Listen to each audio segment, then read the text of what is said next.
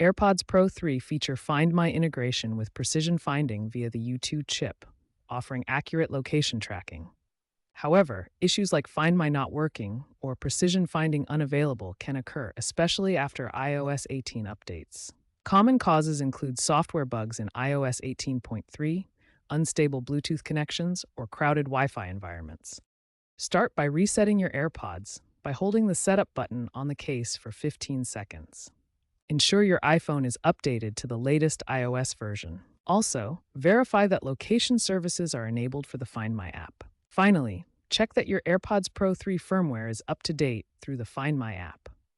If problems persist, proceed to the next steps. Advanced fixes and considerations.